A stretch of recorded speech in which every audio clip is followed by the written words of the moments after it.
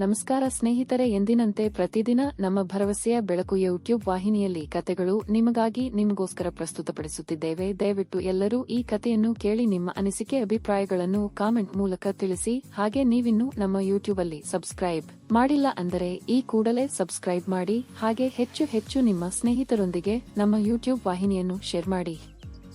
ದಿನಕ್ಕೊಂದು ಕತೆ. ರಾಜನೊಬ್ಬನಿಗೆ ಯಾರೋ ಸ್ನೇಹಿತರು ಸುಂದರವಾದ 2 ಗಿಡುಗ ಪಕ್ಷಿಗಳನ್ನು ಉಡುಗೊರೆಯಾಗಿ ಕೊಟ್ಟಿದ್ದರು. ರಾಜ ಅದನ್ನು ಗಿಡುಗಗಳಿಗೆ ತರಬೇತಿ ನೀಡುವವನ ಹತ್ತಿರ ಕೊಟ್ಟು ಅವಕ್ಕೆ ತರಬೇತಿ ನೀಡಲು ಹೇಳಿದ. ಕೆಲವು ತಿಂಗಳುಗಳ ನಂತರ ಆ ತರಬೇತುದಾರ ಬಂದು ಹೇಳಿದ, ಮಹಾಸ್ವಾಮಿ, ಒಂದು ಹಕ್ಕಿ ಬಹಳ ಸುಂದರವಾಗಿ ರಾಜಗಾಂಭೀರ್ಯದಿಂದ ಮುಗಿಲೆತ್ತರಕ್ಕೆ ಹಾರಾಡುತ್ತದೆ. ಆದರೆ ಇನ್ನೊಂದು ಏನು ಮಾಡಿದರೂ ಮರದ ಕೊಂಬೆಯನ್ನು ಬಿಟ್ಟು ಕದಲುವುದಿಲ್ಲ. ನಾನು ಅದು ಹಾರಲು ನನ್ನ ಬುದ್ಧಿಯನ್ನೆಲ್ಲ ಉಪಯೋಗಿಸಿದ್ದೇನೆ, ಆದರೆ ಏನೂ ಪ್ರಯೋಜನವಾಗಲಿಲ್ಲ ಎಂಬುದಾಗಿ ತಿಳಿಸಿದ.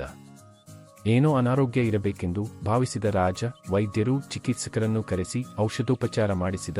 ಆದರೂ ಗಿಡುಗ ಕೊಂಬೆಯನ್ನು ಬಿಟ್ಟು ಹಾರಲೇ ಇಲ್ಲ. ರಾಜನಿಗೆ ತುಂಬಾ ಬೇಸರವಾಯಿತ. ಕೊನೆಗೆ ನೈಸರ್ಗಿಕ ಜೀವನ ನಡೆಸುವವರಿಂದ ಇದಕ್ಕೆ ಪರಿಹಾರ ಸಿಗಬಹುದೆಂದು ಒಬ್ಬ ರೈತಾಪಿ ವ್ಯಕ್ತಿಯನ್ನು ಕರೆತಂದು ಇದರ ವಿಷಯವನ್ನು ತಿಳಿಸಿದ.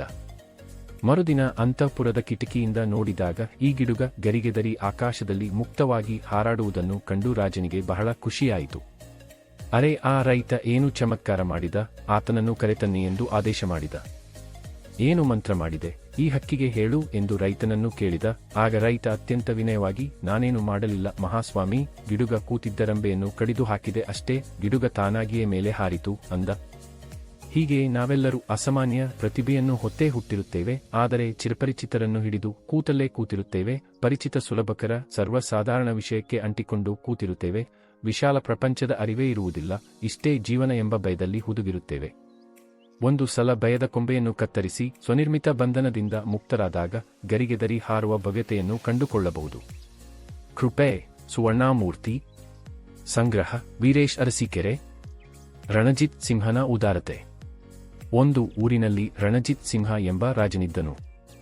ಅವನು ಉದಾರತೆ, ಶಾಂತಿ ಸ್ವಭಾವ, ದಾನಧರ್ಮಾದಿ ಕಾರ್ಯಗಳಿಗೆ ಪ್ರಸಿದ್ಧನಾಗಿದ್ದನು.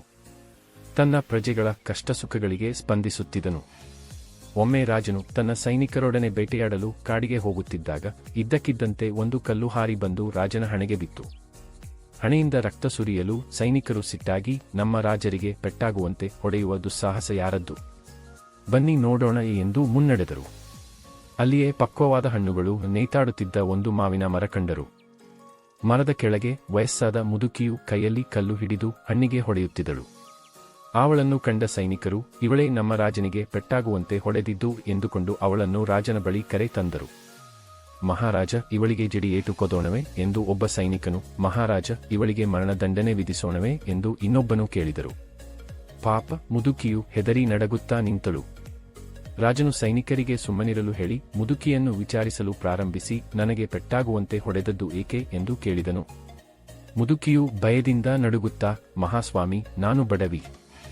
ಮನೆಯಲ್ಲಿ ತಿನ್ನಲು ಏನೂ ಇಲ್ಲದೆ ನನ್ನ ಮೊಮ್ಮಗ ಹಾಗೂ ನಾನು 3 ದಿನಗಳಿಂದ ಉಪವಾಸವಿದ್ದೀವಿ.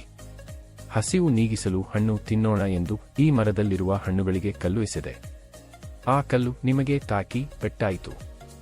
ದಯಮಾಡಿ ನನ್ನನ್ನು ಕ್ಷಮಿಸಿ ಎಂದಳು. ರಾಜನು ಸ್ವಲ್ಪ ಸಮಯ ಯೋಚಿಸಿ ಸೈನಿಕರಿಗೆ ಈ ರೀತಿ ಆದೇಶಿಸಿದನು, ಸೈನಿಕರೇ, ಈಕೆಯ ಮನೆಗೆ ಹೋಗಿ ಊಟ ತಿಂಡಿಗೆ ಬೇಕಾದ ದವಸ ಧಾನ್ಯಗಳನ್ನು, ಉಡಲು ಬಟ್ಟೆಯನ್ನು ಹಾಗೂ ಕೈಗೆ ಸಾಕಷ್ಟು ಹಣವನ್ನು ಕೊಟ್ಟು ಬನ್ನಿ ಎಂದು ಆದೇಶಿಸಿದನು. ಇದನ್ನು ಕೇಳಿದ ಸೈನಿಕರು ಆಶ್ಚರ್ಯಚಕಿತರಾಗಿ, ಮಹಾಸ್ವಾಮಿ, ಅವಳು ತಮಗೆ ಕಲ್ಲಿನಿಂದ ಹೊಡೆದು ಪೆಟ್ಟು ಮಾಡಿದ್ದರೂ ಅವಳಿಗೆ ಕಠಿಣ ಶಿಕ್ಷೆ ಕೊಡುವ ಬದಲು ಉಪಚರಿಸುತ್ತಿರುವಿರಲ್ಲ ಎಂದರು.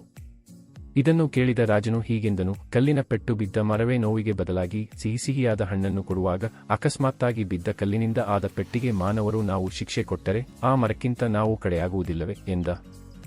ರಾಜನ ಮಾತಿಗೆ ಎಲ್ಲರೂ ತಲೆದೂಗಿದರು. ದಿಲೀಪ್ ಚಿಕ್ಕಮಗಳೂರಿನ ಹುಡುಗ.